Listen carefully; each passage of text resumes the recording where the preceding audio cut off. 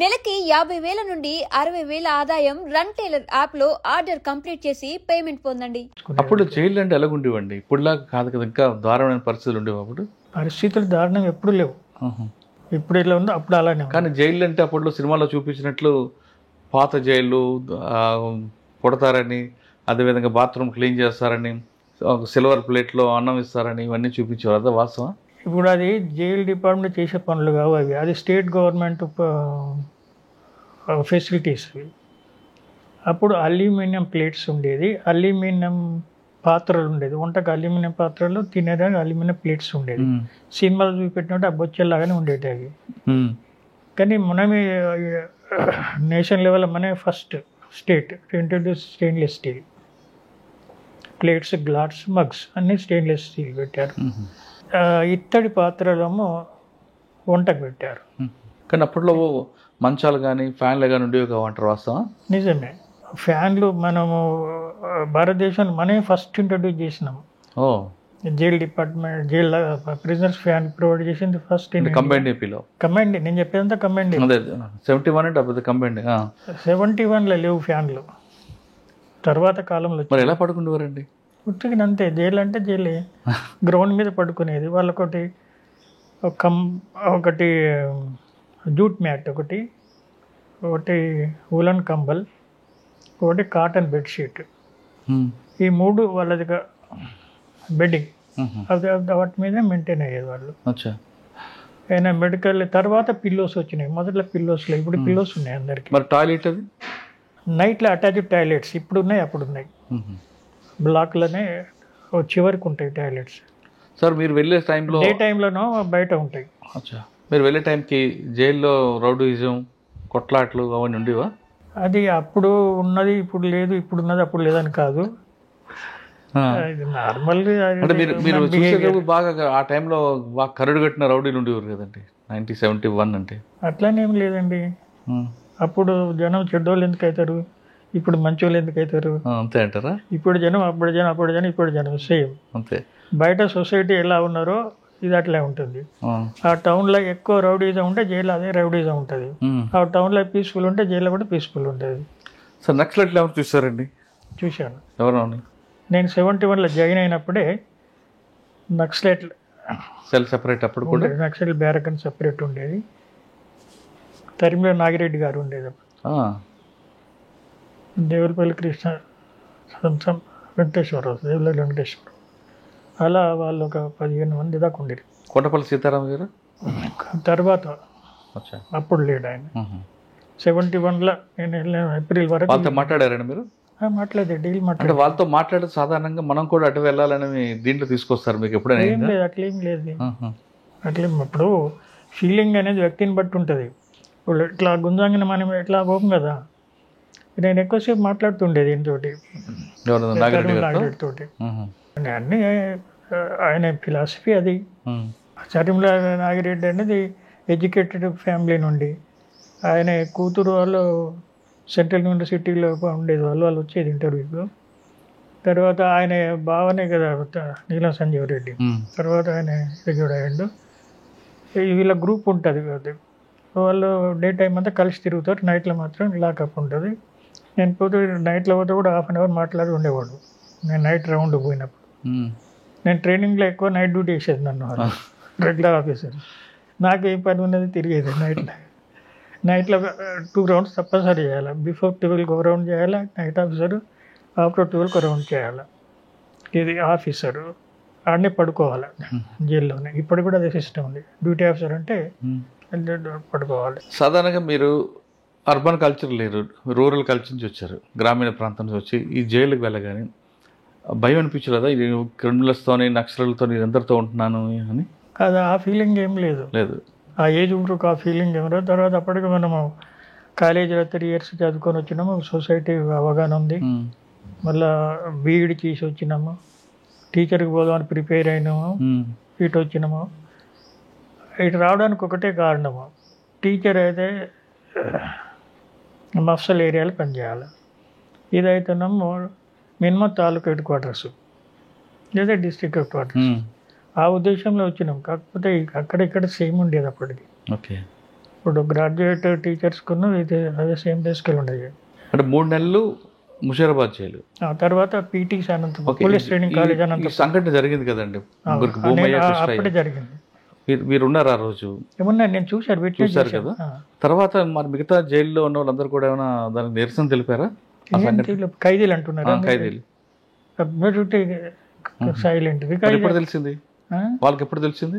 వాళ్ళకి ముందు రోజే తెలుసు రేపు తీస్తారని, కానీ నిరసన లేదు. నిరసన ఏం ఉండదు. అది ఇండివిజువల్ కేసులు, 11 కేసులు వాటికే ఉంటాయి. ఇది జైలు అడ్మినిస్ట్రేషన్ నుండి జరిగేది అయితే నిరసన ఉంటుంది. It is court order. Court ఆర్డర్ని ఇంప్లిమెంట్ చేస్తున్నాం. వాళ్ళు ఏం బాధను వ్యక్తం చేయలేదా? జనరల్గా అంత ఫీలింగ్ నాకు ఇప్పుడు కూడా తెలియడం లేదు. 3 నెలల తర్వాత మీరు అనంతపురం పీటీసీ పోలీస్ ట్రైనింగ్ కాలేజ్కి వెళ్ళాము. అక్కడ మిక్సర్ ట్రైనింగ్ అక్కడ జరిగింది. దాని తర్వాత రెగ్యులర్ పోస్టింగ్ చెర్లపల్లి అగ్రికల్చర్ కాలనీకి ఇచ్చారు. Agriculture open jail. Open jail అక్కడ. అప్పుడు హైటెక్ జైలు లేదు. అప్పుడు హైటెక్ జైలు లేదు. అదంతా దీనికి అనుసంధానం ఉన్న అగ్రికల్చర్ ల్యాండ్ అది. అవును సార్. ఓపెన్ జైలు మీ ఇన్నోవేషన్ ఏముందండి? ఎందుకంటే అక్కడ కూరగాయలు పండిస్తారు, రకరకాల వ్యక్తులు ఉంటారు. అక్కడికి సెలెక్టెడ్ పీపులే వెళ్తారు, ప్రిజనర్స్. జైళ్ళల్లో అబౌట్ 8-10 years గడిపిన వాళ్ళు లైఫ్ లాంగ్ టర్మర్స్ వెళ్తారు అక్కడికి. సార్ ఇప్పుడు ఒక జైల్లో ఉన్న ఖైదీకి శిక్ష అంటే కన్విక్షన్ వచ్చిన వ్యక్తికి ఓపెన్ జైలు తీసుకురావాలనుకుంటే, ఆయన రావాలనుకుంటే ఆ క్రైటీరియా ఏముంటుందండి? వాళ్ళది అంటే అన్ని కేసులో రావచ్చా? లేదు, రిస్ట్రిక్టెడ్ ఉంటాయి. ఇప్పుడు రేప్ కేసు లాంటి అంటూ లేదు, మర్డర్ రావచ్చు.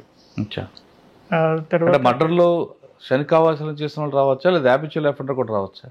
మర్డర్లో హ్యాబిచువల్ అఫెండర్ అని ఏముంటుంది? అంటే 2-3 మర్డర్లు చేశాడు అనుకోండి కంటిన్యూ, అదే దాన్ని అటువంటి వాళ్ళు ఎలా తీసుకోరు. ఇప్పుడు సెంట్రల్ జైల్లో కూడా వాడిని సపరేట్గానే చూస్తారు. ఈ నార్మల్ మర్డర్ కేసులలో ఉన్న వాళ్ళకే ఇవన్నీ జైల్ యాక్టివ్స్, ఈ రిహాబిలిటేషన్ వర్తిస్తాయి. వాడికి ప్రొఫెషనల్ వాడికి ఏమి ఉండదు, వాడికి సపరేట్ ఉంటుంది వాడిని.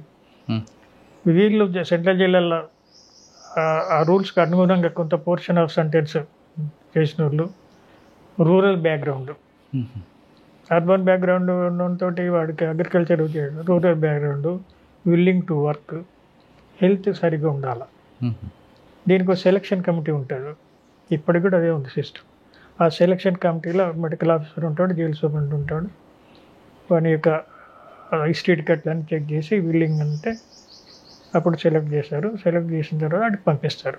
ఓకే. అక్కడికి పోతే వాళ్ళకి రెమిషన్ ఎక్కువ ఉంటుంది అక్కడ కొద్దిగా. సెంట్రల్ జైలు కంటే ఓపెన్ జైల్లో రెమిషన్ అంటే ఎవ్రీ మంత్ కొద్ది తగ్గిస్తుంటాం. అది ఒకటి. తర్వాత ప్రీమేచర్ రిలీజ్కు కొద్దిగా ఈజీ ప్రాసెస్ అది. ఓపెన్ జైలుకు ప్రీమేచర్ రిలీజ్కు తొందరగా రిలీజ్ అవుతారు. ఈ 2 కండిషన్లో పోతారు. ములాఖాత్ కూడా ఉంటుందా? ఫ్యామిలీతో మాట్లాడుకోవడం? ములాఖాత్ కామన్ ఎక్కడైనా, ఎక్కడ అక్కడ వాళ్ళు కూడా ఓపెన్ జైలుకి అసలు బయటికి రావడం వెళ్ళడం చేస్తుంటారు కదా వీళ్ళు. ఆడ కూడా గ్రూప్గా ఉంటుంది, గ్రూప్కో లీడర్ ఉంటాడు, ప్రిజనర్ లీడర్. వాళ్ళపైన గార్డ్ ఉంటాడు, అండర్ గార్డే పనిచేస్తుంటారు. సీనియర్ అయిన తర్వాత వాళ్ళని అక్కడక్కడ కాపలాగా పెడతాం. వాళ్ళది గ్రూప్ని పోవాలి, గ్రూప్ని రావాలి, మరి గ్రూప్ని వెళ్ళిపోవాలి. బయటికి వెళ్ళి రావడానికి లేదు, బార్డర్ దాటి బయట తిరగడానికి లేదు. అదే టైంలో వాళ్ళ ఫ్యామిలీ మెంబర్స్ వచ్చారని మాట్లాడుకోవచ్చా? అంటే వాళ్ళు అక్కడికి రారు, ఇక్కడ ఆఫీస్ కాడికి వస్తారు. ఓపెన్ జైల్లో ఆఫీస్ ఉంటుంది, ఆడికి వస్తారు. ఆడికి వస్తే వాళ్ళని పిలిపిస్తాం, పిలిపించి ఆడ కూర్చోబెట్టి మాట్లాడి. అంతేగాని ఎక్కడో గ్రౌండ్లో ఉన్నాడు కదా నా చివరికి వెళ్ళి మాట్లాడి వీళ్ళు ఆడ పోరు, వాళ్ళే ఇక్కడికి వస్తారు. ఓకే. ఇంటర్వ్యూ ప్లేస్ కాడికి వచ్చి ఇక్కడ కూడా అండర్ విజువల్ సూపర్విజన్లోనే జరుగుతుంది ఇంటర్వ్యూ. Officers gourd level. మీరు వెళ్ళేసరికి మెయిన్ ఛాలెంజ్ ఏమొచ్చిందండి అక్కడ ఓపెన్ జైల్లో? ఛాలెంజ్ అంటే లేదా అదే రొటీన్ జరిగిపోయే పనులు లేవు. అక్కడ అప్పటికి ఏం పండించేవారండి కూరగాయలు? మార్కెట్లో దొరికే కూరగాయలు, ఆ సీజన్ పండే కూరగాయలు పెడతాడు. సొరకాయలు సీజన్ సొరకాయలు, బీరకాయలు, టమాటా ఎక్కువ. సార్ అవన్నీ బయట అమ్ముతారా లేదా చర్లపల్లికి మిగతా జైలుకి సప్లై చేసేవారా? మొదలు ఆ జైలు సఫిషియెంట్, తర్వాత అదర్ జైల్స్. ఓహో. ఇప్పుడు మాత్రం మార్కెట్ ఆడ ఒక షాప్ పెట్టారు. అవును. అవన్నీ రెగ్యులర్గా ఇప్పుడు ప్రొడక్షన్ పెరిగింది కాబట్టి ఆడ పెడుతున్నారు, అమ్ముతున్నారు. అంతకుముందు జైల్లోకి పంపేవాళ్ళం. తర్వాత డైరీ కూడా స్టార్ట్ చేశారు, ఇప్పుడు నడుస్తుంది డైరీ. ఆ మిల్క్ సెంట్రల్ జైలు హైదరాబాద్కి పోయేది, ముషీరాబాద్కి పోయేది. దాంట్లోనే కూరగాయలు పంపుతుండేది, మళ్ళీ దాంట్లోనే రిటర్న్ వస్తుండేది. సార్ ఓపెన్ జైలు తర్వాత ఎక్కడికి వచ్చారండి? Open air jail one training వచ్చి 72 జాయిన్ అయినాను. 73, 74, 74 జూన్లో టాటా ఇన్స్టిట్యూట్కి వెళ్ళాను. 2 years regular criminology and correction administration course, అది గవర్నమెంట్ స్పాన్సర్డ్, ఆన్ డ్యూటీ. 74 జూన్కి వెళ్ళి 75, 76 మేలో రిటర్న్ అండి. ఆ 2 years కోర్స్ కంప్లీట్ అయినాక ఆ రిటర్న్లో పోస్టింగ్ నాకు చంచల్గూడ సెంట్రల్ ప్రిజన్ హైదరాబాద్కి ఇచ్చారు. అవునా సార్? క్రిమినల్ సైకాలజీ ఏం నేర్చుకున్నారంటే దానివల్ల ఇప్పుడున్న ప్రిజన్స్ డిపార్ట్మెంట్కి ఏం ఉపయోగం? డ్యూటీలో కొద్దిగా పర్ఫెక్షన్ ఉంటుంది, డ్యూటీలో పర్ఫెక్షన్ ఉంటుంది. ఇప్పుడు before training, after training same వ్యక్తి సేమ్ పనులు చేస్తాడు, కానీ కొద్దిగా ఆ ప్రొసీజరు పర్ఫెక్షన్లో ఆఫ్టర్ ట్రైనింగ్ ఎట్లుంటుందో ఈ కోర్సు వచ్చినాక ఒక్కొక్క నార్మల్ ఆఫీసర్కు ఈ ట్రైన్ తీసుకున్న ఆఫీసర్ తేడా ఉంటుంది, కొద్దిగా తేడా ఉంటుంది. అని ఏం నేర్చుకున్నారండి అక్కడ మీరు? అంటే క్రిమినల్ సైకాలజీ నేర్చుకున్నారా? అక్కడ సబ్జెక్ట్ క్రిమినాలజీ, దాంట్లో సోషాలజీ, సైకాలజీ కూడా అనుబంధం ఉంటాయి. 2 years కోర్సులో ఫస్ట్ ఇయర్లో అన్ని బేసిక్ ఉంటాయి ఇవి. సెకండ్ ఇయర్లో 2 semesters కంప్లీట్ ఇదే ఉంటుంది. ఒక ప్రాజెక్ట్ ఉంటుంది.